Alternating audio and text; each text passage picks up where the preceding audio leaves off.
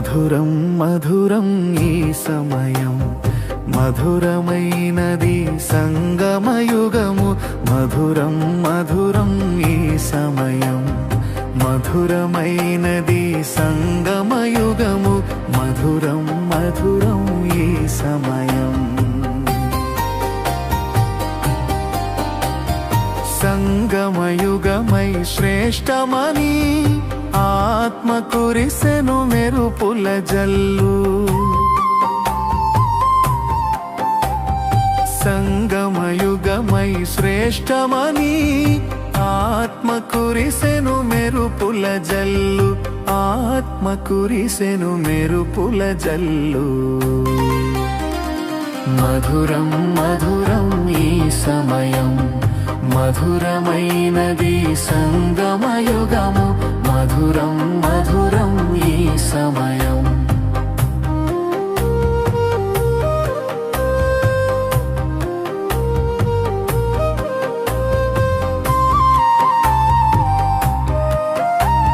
సఫలమాయే మన ఆత్మకు కలలు, సఫలమాయే మన ఆత్మకు కలలు. తండ్రి ఇచ్చెను తరగని నిధులు.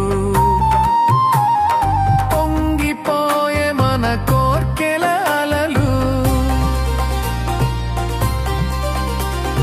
పొంగిపోయే మన కోర్కెల అలలు. అర్ధమాంచు బంగారు సిరులు. మధురం మధురం ఈ సమయం, మధురమైనది సంగమయుగము. మధురం మధురం ఈ సమయం.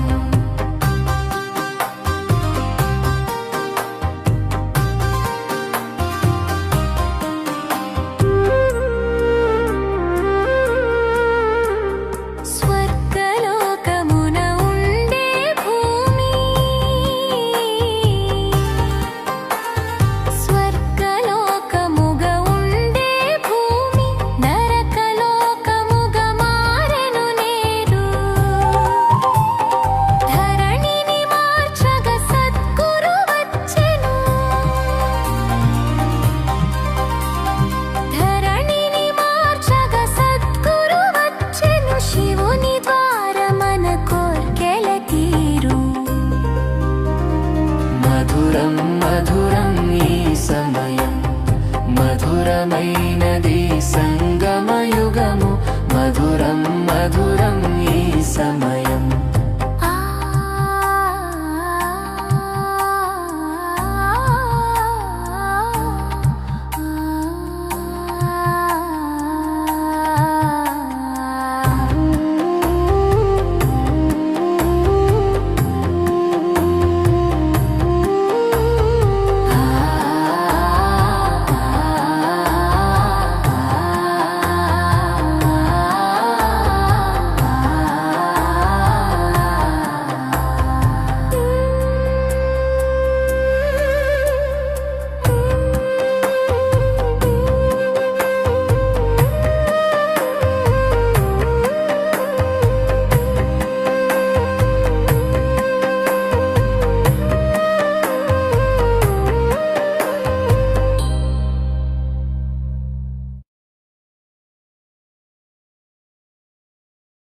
ఓం శాంతి. మురళీ డేట్ 27/3/2026. మధురమైన పిల్లలారా, జ్ఞానసాగర్లైన తండ్రి ద్వారా మీరు మాస్టర్ జ్ఞానసాగర్లుగా అయ్యారు. మీకు జ్ఞాననేత్రము లభించింది. అందువల్లే మీరు త్రినేత్రి, త్రికాలదర్శి, త్రిలోకనాథులు అయినారు. ప్రశ్న: ఈ విశ్వానికి ఆత్మీక సేవ చేసే పిల్లలు మీరు తప్ప ఇంకెవ్వరూ లేరు. ఎందుకు? జవాబు: ఎందుకంటే మీకు మాత్రమే సుప్రీం ఆత్మ శివబాబా నుండి శక్తి లభిస్తుంది. మొట్టమొదట ఆత్మలైన మీకు సుప్రీం ఆత్మ ద్వారా జ్ఞాన ఇంజెక్షన్ లభిస్తుంది. దీనివల్ల పంచవికారాలపై స్వయం మీరు విజయం పొందుతారు. అంతేకాక ఇతరులకు కూడా విజయాన్ని ప్రాప్తి చేయిస్తారు. ఇటువంటి సేవ ఇతరులు ఎవ్వరూ చేయలేరు. ఆత్మీక పిల్లలైన మీరు మాత్రమే కల్పకల్పము ఈ ఆత్మీక సేవను చేస్తారు. ఓం శాంతి. తండ్రి స్మృతిలో కూర్చోవాలి, ఏ దేహదారి స్మృతిలో కూర్చోరాదు. కొత్తగా వచ్చిన వారికి తండ్రిని గురించి తెలియనే తెలియదు. వారి పేరు చాలా సులభమైనది. అది ఏమిటంటే శివబాబా. ఆ తండ్రిని గురించి పిల్లలకు తెలియదు. ఇది ఎంత విచిత్రము! శివబాబా సర్వశ్రేష్ఠులు, సర్వుల సద్గతిదాత, పతితుల్ని పావనంగా చేసేవారు, సర్వుల దుఃఖాన్ని హరించేవారని కూడా అంటారు. కానీ వారు ఎవరో బీకేస్ అయినా మీకు తప్ప ఇంకెవరికీ తెలియదు. మీరు వారి పౌత్రులు కాబట్టి మీకు మీ తండ్రిని గూర్చి, వారి రచన ఆది మధ్యాంతాన్ని గురించి తెలిసి ఉంటుంది. తద్వారా తండ్రి ద్వారా పిల్లలు సర్వము తెలుసుకుంటారు. ఇది పతిత ప్రపంచము. కలియుగంలోని పతితులందరినీ సత్యయుగంలోని పావనులుగా ఎలా చేస్తారో బీకేస్ మీకు తప్ప ప్రపంచంలోని వారెవ్వరికీ తెలియదు. కలియుగపు దుర్గతి నుండి వెలుపలికి తీసి సత్యయుగ సద్గతినిచ్చే దాత ఒక్క తండ్రి మాత్రమే. శివ జయంతి కూడా భారతదేశంలోనే జరుగుతుంది. వారొచ్చి భారతదేశానికి ఏమిస్తారో భారతీయులకి తెలియదు. ప్రతి సంవత్సరం శివ జయంతి పండగని జరుపుకుంటారు, కానీ జ్ఞాన మూడవ నేత్రం లేదు. అందుకే తండ్రిని గూర్చి తెలియదు. పాట కళ్ళు లేని వారికి దారి చూపియండి. ఈ పాట తయారు చేసింది మనుషులే. పాటలో మాకు కళ్ళు లేవని పాడతారు. స్థూలమైన కళ్ళు అందరికీ ఉంటాయి. అయినా కూడా స్వయం నయనహీనులు ఎందుకు భావిస్తారు? తండ్రి చెప్తూ ఉన్నారు, జ్ఞాన మూడవ నేత్రం ఎవరికీ లేదు. తండ్రిని గురించి తెలియకపోవడమే అజ్ఞానము. తండ్రిని తండ్రి ద్వారా తెలుసుకోవడమే జ్ఞానమని అంటారు. తండ్రి జ్ఞాన మూడవ నేత్రాన్ని ఇస్తారు. దీని ద్వారా మీరు మొత్తం రచన ఆది మధ్యాంతాలు తెలుసుకుంటారు. జ్ఞానసాగర్ని పిల్లలైన మీరు మాస్టర్ జ్ఞానసాగర్లుగా అవుతారు. మూడవ నేత్రం అంటే త్రినేత్రి, త్రికాలదర్శి, త్రిలోకనాథులుగా అవుతారు. లక్ష్మీనారాయణులు ఎవరైతే సతయుగానికి యజమానులుగా ఉండేవారో వారికి ఈ వారసత్వం ఎలా లభించిందో, వారు ఎప్పుడు వచ్చారో, ఎక్కడికి వెళ్ళారో, మళ్ళీ రాజ్యం ఎలా తీసుకున్నారో భారతీయులకి ఏమాత్రమూ తెలియదు. ఈ దేవతలు పావనులు. వారికి తండ్రియే తప్పకుండా పావనంగా తయారు చేస్తారు. దేవతల్ని శివ పరమాత్మను అంగీకరించే భారతీయులు తండ్రి కూర్చొని అర్థం చేయిస్తున్నారు. శివుని జన్మ కూడా భారత్లోనే జరుగుతుంది. భగవంతుడు అత్యంత ఉన్నతమైన వారు. శివ జయంతి కూడా ఇక్కడే ఆచరిస్తారు. జగదాంబ, జగత్పిత, బ్రహ్మ సరస్వతీల జన్మ కూడా ఇక్కడే జరిగింది. వీరి జయంతిని కూడా భారతదేశంలోనే జరుపుకుంటారు. లక్ష్మీనారాయణ జన్మ కూడా ఇక్కడే జరుగుతుంది. వారే రాధాకృష్ణులు. ఇది కూడా భారతవాసీలకు తెలియదు. పతిత పావన రండి అని పిలుస్తారు. అంటే అందరూ తప్పకుండా పతితులుగానే ఉన్నారు. సాధు సత్పురుషులు, ఋషులు, మునులు మొదలైన వారంతా మమ్మల్ని పావనంగా చేసేందుకు రండి అని పిలుస్తారు. మరొక వైపు పాపాలు తొలగించేందుకు కుంభమేళాకు పోయి పుణ్య స్నానాలు చేస్తారు. గంగా నదిని పతిత పావని అంటారు. పతిత పావన రమ్మని పిలిచే మనుషులు ఎవరైనా పావనంగా ఎలా చేయగలరు? తండ్రి తెలియచేస్తూ ఉన్నారు, మీరు మొట్టమొదట దేవీ దేవతా ధర్మానికి చెందినవారిగా ఉన్నప్పుడు అందరూ పవిత్రంగా ఉండేవారు. ఇప్పుడు అందరూ పతితులుగా ఉన్నారు. దారి చూపండి ప్రభు అని పిలుస్తారు. అయితే దారి ఎక్కడికి? తండ్రి జీవన్ముక్తి మార్గాన్ని చూపండి, మాలో పంచవికారాలు ఉన్నాయి అనని అంటారు. బాబా, మేమంతా స్వర్గంలో ఉన్నప్పుడు నిర్వికారిగా ఉండేవారము, ఇప్పుడు వికారులుగా పతితులుగా అయ్యాము, దీని రహస్యాన్ని తెలపండి అని అడుగుతారు. ఇవి కట్టుకథలు కావు. తండ్రి చెప్తూ ఉన్నారు, ఇది శ్రీమద్ భగవద్గీత లేక పరమాత్ముని ద్వారా వినిపించబడిన గీత. పతితుల్ని పావనంగా చేయవారు నిరాకార భగవాన్. మనుషుల్ని భగవంతుడని అనరాదు. తండ్రి అంటూ ఉన్నారు, ఇంతమంది పెద్ద పెద్ద గురువులు ఉండిన భారతదేశం ఇంకా పతితంగా గవ్వ సమానంగా ఎందుకు తయారయ్యింది? నిన్నటి రోజు భారతదేశం స్వర్గంగా ఉండేది. బాబా భారతదేశానికి స్వర్గాన్ని కానుకగా ఇచ్చారు. పతితులైన భారతీయులకు రాజయోగం నేర్పించి పావనంగా తయారు చేశారు. ఇప్పుడు మళ్ళీ ఆ తండ్రి సేవాధారిగా అయ్యి పిల్లల వద్దకు వచ్చారు. తండ్రి ఆత్మీక సేవాధారి, మిగిలిన మనుషులందరూ దైహిక సేవాదారులు. సన్యాసీలు కూడా భౌతిక సేవాదారులే.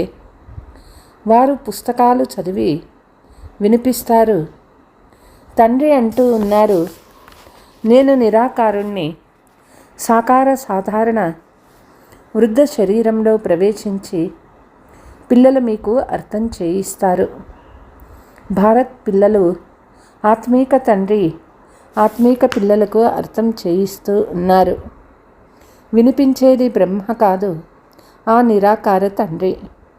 శరీరాన్ని ఆధారంగా తీసుకుంటారు. శివునికి సొంత శరీరం లేదు. శాలిగ్రామ ఆత్మలకు సొంత శరీరాలు ఉన్నాయి. వాళ్ళు పునర్జన్మలు తీసుకుంటూ పతితమైపోతారు. ఇప్పుడు మొత్తం ప్రపంచమంతా కూడా పతితంగా ఉంది. ఒక్కరు కూడా పవిత్రంగా లేరు. మీరు సతో ప్రధానంగా ఉండేవారు మళ్ళీ తుప్పు పట్టినందున మళ్ళీ సతో నుండి రజో తమోలోకి వచ్చారు. భారత్వాసీలు మీ వద్దకు శివబాబా వచ్చి శరీరాన్ని ధరిస్తారు. అతన్ని భగీరథుడు అని కూడా అంటారు. మందిరాలలో శంకరుని చిత్రం చూపిస్తారు. ఎందుకంటే వారు శివుడు, శంకరుడు ఒక్కరే అని భావిస్తారు. శివుడు నిరాకారుడని, శంకరుడు ఆకారి అని వారికి తెలియదు. శివశంకరులు కలిసి ఉంటారని ఎలా అంటారు? ఎద్దుపై ఎవరు సవారీ అవుతారు, శివుడా లేక శంకరుడా? సూక్ష్మవతనంలో ఎద్దు ఎలా వస్తుంది? శివుడు మూలవతనంలో, శంకరుడు సూక్ష్మవతనంలో ఉంటారు. మూలవతనంలో అన్ని ఆత్మలే ఉంటాయి. సూక్ష్మవతనంలో కేవలం బ్రహ్మ విష్ణు శంకర్లు మాత్రమే ఉంటారు. అక్కడ జంతువులు ఉండవు. తండ్రి అంటూ ఉన్నారు, నేను సాధారణ వృద్ధ శరీరంలో ప్రవేశించి మీకు అర్థం చేయిస్తాను. పిల్లలు, మీకు మీ జన్మల గురించి తెలియదు. సత్యయుగం నుండి ఇప్పటి వరకు మీరు ఎన్ని జన్మలు తీసుకున్నారు? 84 జన్మలు తీసుకున్నారు. ఇది మీ చివరి జన్మ. అమరలోకంగా పావనంగా ఉండిన భారతదేశం ఇప్పుడు పతితంగా మృత్యులోకంగా అయిపోయింది. సర్వుల సద్గతి దాత ఒక్కరే కదా. పరంపిత నిరాకార శివుందే రుద్రమాల. శ్రీ 108 రుద్రమాల అని అంటారు. వారంతా శివుని కంఠహారంలోని వారే. తండ్రి పతిత పావనుడు, సర్వుల సద్గతి దాత, అందరికీ వారసత్వాన్ని ఇచ్చేవారు. లౌకిక తండ్రి నుండి హద్దు వారసత్వం లభిస్తుంది. దానిని సన్యాసీలు కాకిరెట్టతో సమానమైన సుఖమని భావిస్తారు. ఈ సుఖం నిజంగా కాకిరెట్టకు సమానమైనదని తండ్రి చెప్తూ ఉన్నారు. స్వయంగా తండ్రే వచ్చి పతీతు నుండి పావనంగా ముళ్ళని పువ్వులుగా జ్ఞానము ద్వారా తయారు చేస్తారు. ఇది గీతా జ్ఞానము. ఈ జ్ఞానాన్ని మనుషులెవ్వరూ అర్థం చేయించలేరు. జ్ఞానసాగర్లు పతిత పావనుడైన ఆ తండ్రి మాత్రమే అర్థం చేయించగలరు. ఇప్పుడు మీరు తీసుకునే వారసత్వం ఆ తండ్రి ద్వారా మాత్రమే లభిస్తుంది. కేవలం మీరు మాత్రమే సద్గతి వైపు వెళ్తూ ఉన్నారు. ఇప్పుడు సంగమయుగంలో ఉన్నారు. వారు కలియుగంలో ఉన్నారు. ఇది కలియుగ అంతిమ సమయము. మహాభారత యుద్ధం కూడా మీ ఎదురుగా నిల్చొని ఉంది. 5000 సంవత్సరాల క్రితం కూడా మీరు రాజయోగం నేర్చుకుంటున్నప్పుడు ఎండిపోయిన వెదురు అడవికి అగ్గి అంటుకుంటుంది. ఇప్పుడు మీరు లక్ష్మీనారాయణులుగా తయారయ్యేందుకు రాజయోగం నేర్చుకుంటున్నారు. మిగిలినంతా భక్తి మార్గము. తండ్రి వచ్చినప్పుడు స్వర్గద్వారాన్ని తెరుస్తారు. తండ్రి అంటూ ఉన్నారు, శ్రీమతం ద్వారా ఈ శివశక్తి భారత్ మాతలైన మీరు భారతదేశాన్ని స్వర్గంగా తయారు చేస్తారు.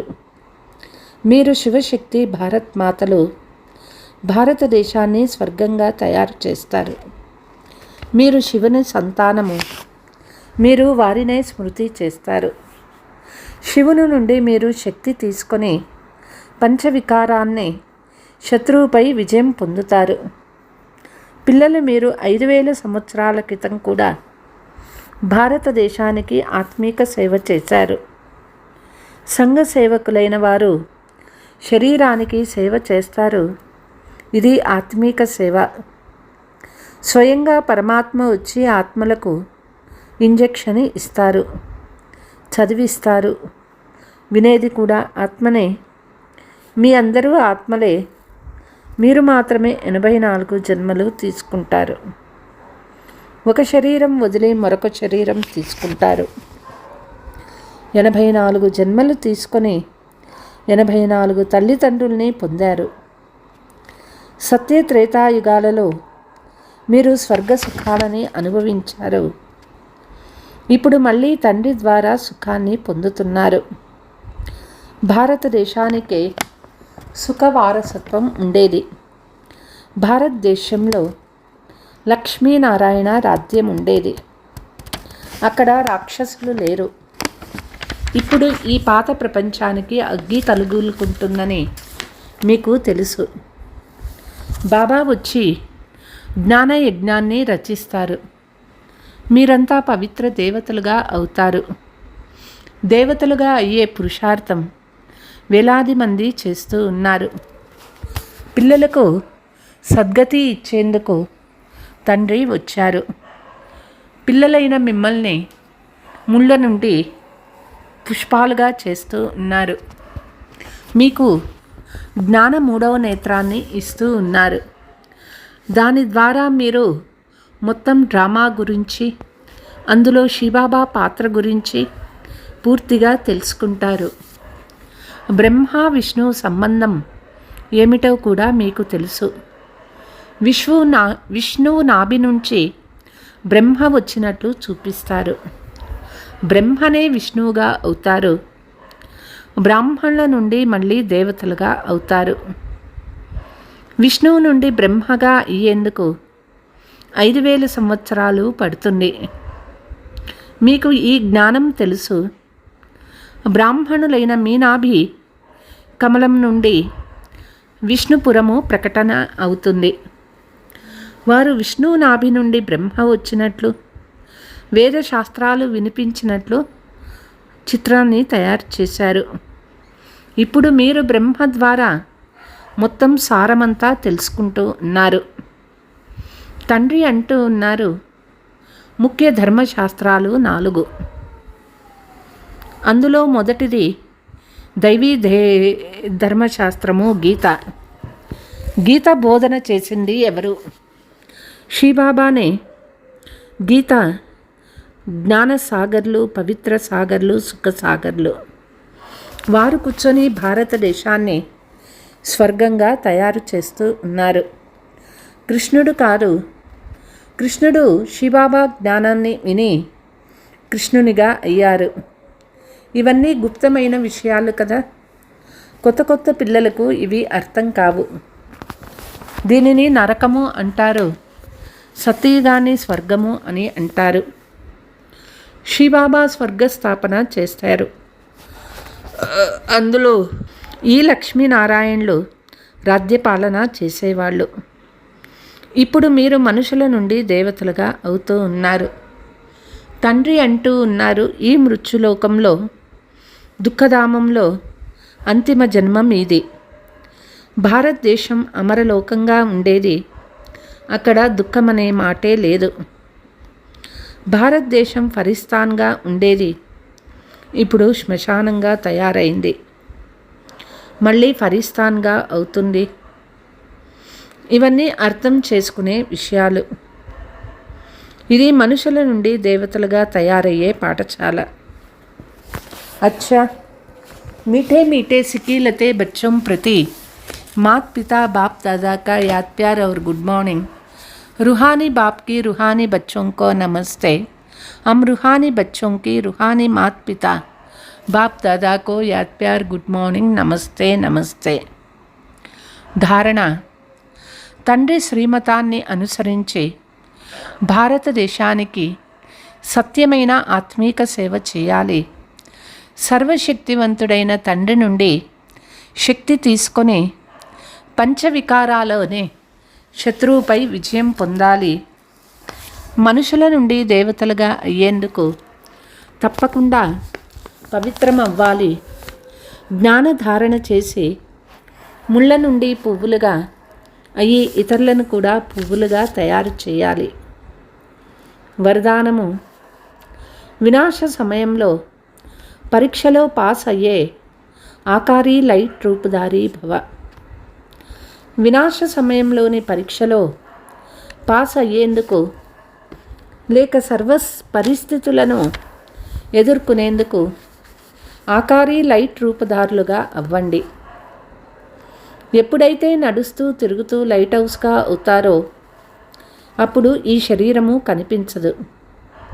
ఎలాగైతే పాత్రను అభినయించే సమయంలో దుస్తులు ధరించి పని సమాప్తమైతే ఆ వస్త్రాలు తీసేస్తారు కదా, అలా సెకండులో ధరించండి, మరో సెకండులో భిన్నమైపోండి. ఈ అభ్యాసం ఉంటే చూసేవారు వీరు లైట్ వస్త్రధారులు, లైటే వీరి అలంకారము అని అనుభవం చేస్తారు. స్లోగన్: ఉమంగ ఉత్సాహాలు అనే రెక్కలు సదా తోడుగా ఉంటే ప్రతి కార్యము సఫలత సహజంగా లభిస్తుంది. అవ్యక్త సూచన: తండ్రి సర్వశక్తివంతుడు కనుక వారి చేయి పట్టుకునే వారు తప్పకుండా చేరుకుంటారనే నమ్మకం ఉండాలి. స్వయం భలే బలహీనంగా ఉన్న మీ సాతి శక్తివంతుడు కదా, అందుకే తప్పకుండా దాటుకునేస్తారు. సదా నిశ్చయ బుద్ధి కలిగి విజయ రత్నాన్ని అనే స్మృతిలో ఉండండి. గడిచిపోయింది బిందువు పెట్టి ముందుకు వెళ్ళండి. అచ్చా, ఓం శాంతి. 1000 సంవత్సరాల క్రితం ఒక మహారాజ్యం ఉండేది. ఆ రాజ్యంలో ఒక యువరాజు ఉండేవాడు. పేరు విహాన్. అతనికి అన్నీ ఉన్నాయి: ధనం, శక్తి, గౌరవం. కాని అతని మనస్సులో ఒక ప్రశ్న మాత్రం ఎప్పుడూ ఉండేది: నా జీవితంలో ఎందుకు కొన్నిసార్లు ఆనందం, కొన్నిసార్లు బాధ? ఒకరోజు రాజసభలో ఒక వృద్ధ ఋషి వచ్చాడు. అతను యువరాజును చూసి అన్నాడు, నీ ప్రశ్నకు సమాధానం కావాలంటే కాలమందిరానికి వెళ్ళు. యువరాజు రాజభవనం విడిచి ఒక దీర్ఘ ప్రయాణం ప్రారంభించాడు. కొన్ని రోజుల తర్వాత ఒక మహారహస్య ద్వారం ముందు నిలిచాడు. ఆ ద్వారం మీద ఇలా రాసి ఉంది: ఇక్కడ నీ జీవితం దాచబడి ఉంది. అతను నెమ్మదిగా లోపలికి అడుగుపెట్టాడు. అక్కడ ఒక మహాగ్రంథం ఉంది. అది ప్రకాశంతో మెరుస్తూ. యువరాజు ఆ పుస్తకం తెరిచాడు. అందులో అతని జీవితం కనిపించడం మొదలైంది.